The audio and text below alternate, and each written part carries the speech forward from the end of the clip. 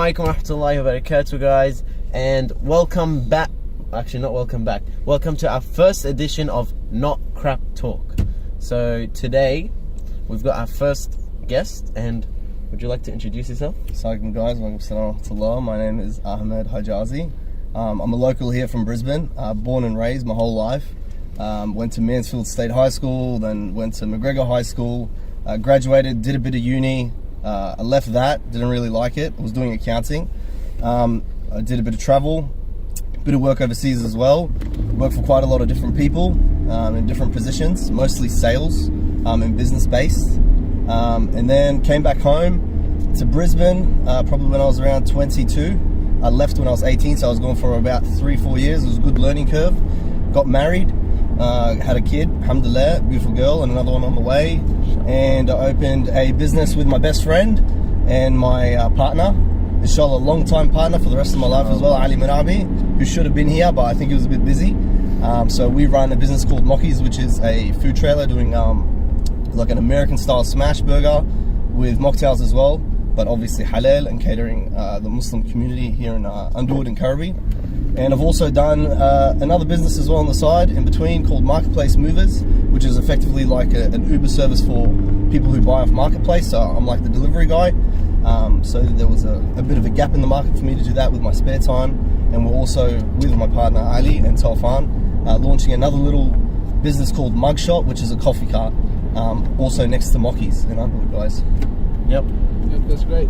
So before we begin, I just wanted to ask, why do you prefer opening up businesses rather than being employed or working for a traditional job?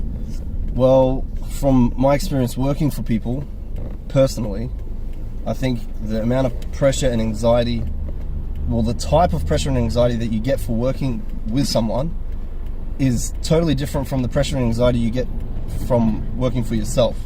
And I think that you're one of the two. You can be a hybrid, but you'll find out usually when you go out into the workforce, you typically conventionally become a worker for someone, an employee, and then you get inspired to open your own business. Some entrepreneurs start from a very young age, like there's some cookie kids out there that make those amazing baked goods and stuff like that. They'd probably never worked for someone in their whole entire life. It was just innate. But I figured out from a very young age, from around 1920, that I couldn't handle that pressure of having someone on top of my head, having to fulfill those expectations. And although a lot of people would argue, and it's true, that running your own business could be even more intense and even more expectations and pressures, I feel as though that's just the type of person I am. So I always gravitated towards like having my own, where I'm at the top and I don't have to worry about anyone else, even if it means for me making a bit less money or having to do a bit of extra footwork, which it really does mean that, because there's no one else you can rely on. But in the end of the day, it always comes down to what makes me comfortable in my life, because if you don't do what you love to do in this world, as long as it's halal, then really you're wasting your time. Yeah, that's it. Jazakallah khair. If you guys haven't got the gist yet, so today's topic will basically be I know why you're smiling.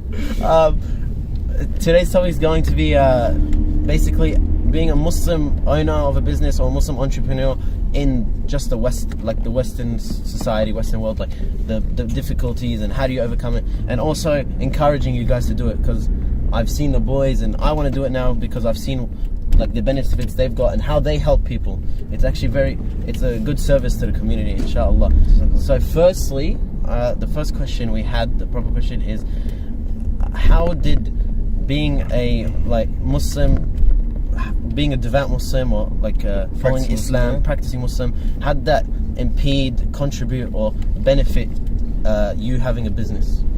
Yeah, well, it did definitely have it was a big factor that played into me running my own business, because in the end of the day, if you run your own business, you dictate the environment in which you work.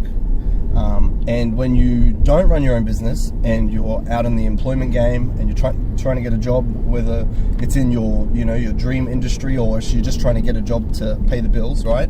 Either way, you typically cannot dictate those factors, like your workplace, who you work around, this and that. You just have to take the job. If it fits if the shoe fits, you got to put it on. So for me, I always want to protect my iman and protect, obviously I'm married as well. I want to be able to create an environment where I'm 100% confident that I can go to work and I can say that, you know what, I've done everything right by my religion and my faith, my standards, my morals, and I don't ever have to compromise on those things, because in the end of the day, if I do compromise on them, it means I've done something wrong with my business. Yeah, so that's the main reason. Yeah, it was very good. Next question. What did we have? Adley, that's you, I think. Did we all forget it? No, I know what it is. Yeah, so the next question is, we see a lot of, firstly, before I ask a question, have you taken out a business loan? Like, we know that basically all of them are haram. So I wanted to know, have you taken out a business loan? No, that's one thing that I have not done, and I would never do that unless obviously there was some sort of... Takbir. Allahu Akbar. Wait, hold on. Unless there was some sort of scholarly approved finance with dalil and evidence and everything. I'm not against finance in its essence, but there's nothing that is Islamically adherent at the moment, so no. Yes. In my opinion. Yep. So, continuing on that question, we see a lot, let's be honest, of Muslim businesses. Yeah. They do take out business loans. Yeah, we hear a lot, yeah. We don't see the contracts, but from what we hear, it seems, and what you see, yeah, true. You can't open something like that. We would assume that they would, yeah. Yes. Yeah. How does that affect you? Like, how do you not do it? And just how does it affect everything? Like you running the business and does it demotivate you? It affects us in a way where you have to be very smart, and you have to really find a niche and find a market for yourself to actually sell your product or service, because when you're coming up against competition that is effectively enhanced, it's sort of like going onto a football field as a football player and being the only one that's not on steroids, right? And everyone, all your opponents are on, enhancers. So yeah, so it just means that you have to be very smart about your product, and you have to work extra hard to get it to where you want to be, because all your other competitors are getting there in half the amount of time, or are attracting more people with a lot less work. So yeah, it just means you got to really put extra effort in. Is it rewarding? Do you feel the rewards? Yeah, 100%. You feel the drain, but as far as the reward goes, you feel it both dunya wise and akhirah wise. As far as dunya goes, worldly affairs, because you really, really, really feel like you've put your whole heart into that product or service, and you trust what you're putting out there, because you know that the market's so tough. And with the akhirah, obviously, with every sacrifice that you do in the path of your religion, you get rewarded. So it's sort of like for those who don't take finance, and obviously hold the opinion that it's not right, but you still go out and venture into those industries where it's not made for you. You're not supposed to be there. You're defying the odds, and you're making all these sacrifices day by day for your religion. Then there's a lot of reward to be reaped in that. Oh, yeah, cool. Next question, Adli. Please tell me you know this one. I don't know. Just check the phone, bro. It's so, fine. Lastly, we just wanted to ask if you have any advice for people who want to start businesses here in Brisbane, Muslims. Yeah, cool. For someone who has never started a business before and is just like, I want to start something, first of all, just get the intention down. Why do you want to start your own business? Because that's effectively on the really late nights when you get depressed, down, stressed and over it, and you feel like, why am I even here? That is the only thing that's going to keep you going with your business. Otherwise you're just going to feel like, why am I even doing this? It's just like made up, you know what I mean? Oh, yeah. So you got to get that intention down, and if you have that solid intention, that purpose, like for instance with me, it's like I knew for a fact that I couldn't handle that anxiety of being in the employment world. Like I didn't want to be under a boss or employed, so I said I have to do this. If I want to get married, have kids and have a future, this has to be the way. So that was and that is still my purpose, to try and secure myself as self-employed. Then once you've got your purpose down, personally, the way I approached it is, and it's with most businesses, it's the same. You have to be your own brand and your own logo, right?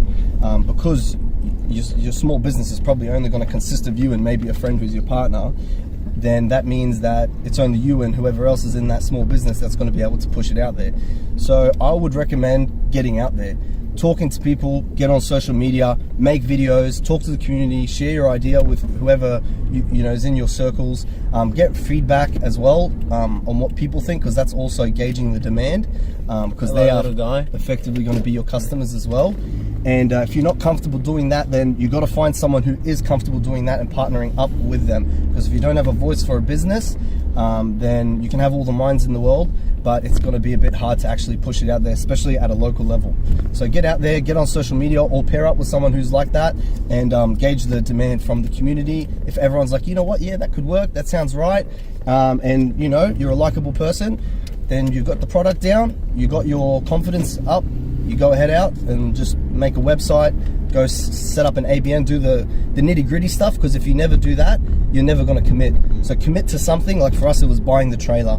That day it was like, we were like, should we really do this? We had planned it for months, but nothing had been put down and, you know, written in concrete. But because there's no going back after that, right? There's no going back. So I would say, like, if it's a small business that, I don't know what type of asset you could acquire, but for us it was a trailer. Maybe for you it'd be like some tools and equipment for camera work, you know, an oven. Could be like getting the ABN and the website. Put a commitment there, so you feel like you have to actually do justice to that. Yeah, that would be my and then from there it's just all history. You just got to work, and it's all on Allah after that. Yeah, exactly. Jazakallah khair. Well, yeah. That was very beneficial. Thank you so much. We're all these two are former employees of Ahmed Hijazi and Sulaiman. First and foremost, they're my brothers in the community.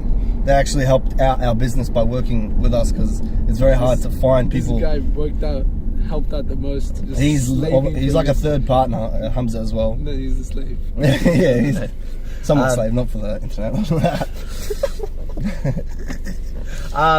Yeah, I just wanted to say that we obviously, you can see in the community, mashallah, like how much they've helped out with their businesses, and I think everyone can do that. Like if they limit their employment to just trying to employ new kids coming out of school, Muslim kids, you know, trying to give back to the community. So not only you're benefiting yourself by making money, keeping it halal, whatever, you're also benefiting others. So I think that's something else you should take from it, from Ahmed especially, because every time they open something new, like he opened his mplacemovers, straight away he asked me before going to someone else, Hamza, which mates need help, which mates have time, I can drop them off, pick them up.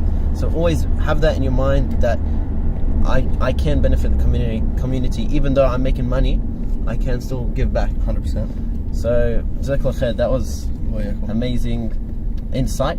And just wanted to say, guys, if you did enjoy this, which I think everyone would, because this is a very important topic and people have asked as well, just comment down below and we'll bring him back definitely. He's gonna be back for different topics anyways, because his life is actually very interesting, mashallah. So if he does permit, we might, you know, talk about other topics as well, because he's got a lot of insight into that, mashallah. Thanks, boys. And he's a great speaker. So yeah, just comment down below, and if you do have questions, DM us and we'll ask him those questions and topics for him. If you do know him and you want to find out more or whatever, just tell us when in the comments or DM us, inshaAllah.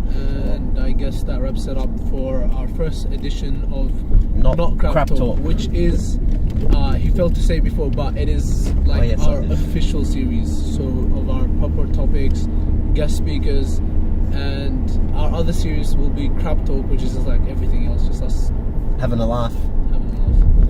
He has a lot of laughs. He knows. Anyways, assalamu alaikum. See you boys later, and girls. And girls. Damn.